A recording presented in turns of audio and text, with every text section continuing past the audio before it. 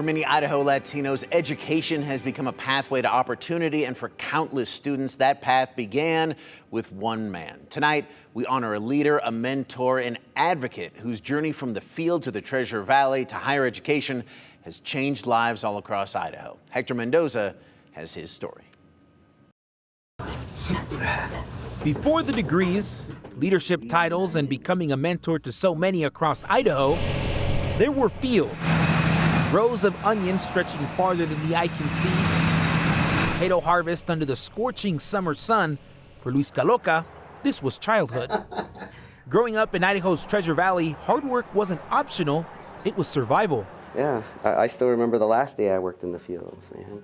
It was the summer before I was supposed to go to college. The fields taught him discipline, sacrifice, and most importantly, they taught him what he wanted his future to become. Somebody was killing all the onions. So we had to put the hose away, and instead we had to get on our knees and start using a knife to doing the weedings. And I did that for a half hour, and I'm like, you know what, forget this, man, I'm out. I'm going to college. And I quit on the spot. Luis remembers the exhaustion, the physical toll, and the quiet realization that while he respected that work deeply, he didn't want it to define the rest of his life. Not because he was running from his roots. I learned a lot of my family history actually working out in the fields, just because we'd be out there with my mom. And she would talk a lot about just like how she met my dad, right? And just, you know, what her journey was like growing up. So I have really fond memories of working in the fields.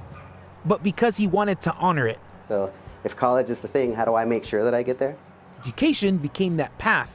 Step by step, Luis built a future that once may have felt out of reach. I had a 1.6 GPA, man, after that first year.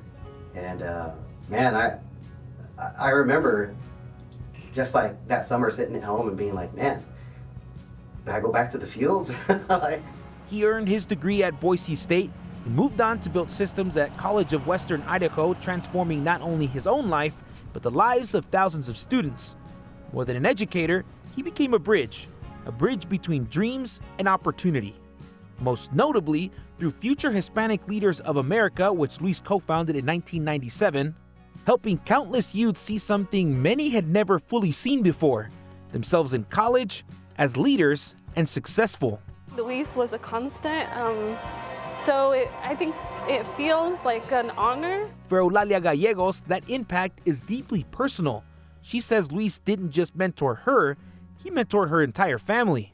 For my family specifically, my oldest brother, we saw him go through college and access those opportunities, and then my siblings followed.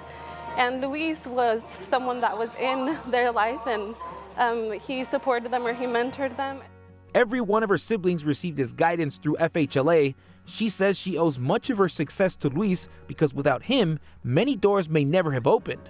As a student, I didn't realize the doors he was opening because he would open them quietly. If you were around Luis, if you were in FHLA, you had opportunities that we wouldn't have had if we wouldn't have been in FHLA. And today, Luis sees former FHLA students everywhere. You know, you have Lorenzo Olvera, who's currently the Director of Equity and Inclusion at St. Alphonsus. You have Leo Morales, Director of the ACLU. Tons of teachers, ton of teachers. And then we have folks in banking. You know, it's like Christian Iván Hernandez was an FHLA. We bring him back now to teach finances to our students. But man, I come across more and more every day. Each success story is proof that opportunities changes lives. But Luis recognizes none of this happened alone. I am sure that there has been a tidbit of information, right, that someone has given me that has allowed me to do whatever it is that I have wanted to do. Like we're that much stronger, right, when we allow others to help us. From the fields of the Treasure Valley to classrooms, to boardrooms, to community leadership, Luis Caloca's story is not just about success, it's about legacy. Because sometimes the greatest measure of success is not how far you go, it's how many people you bring with you. What you're doing now, like that's making an impact on how we do our work every day.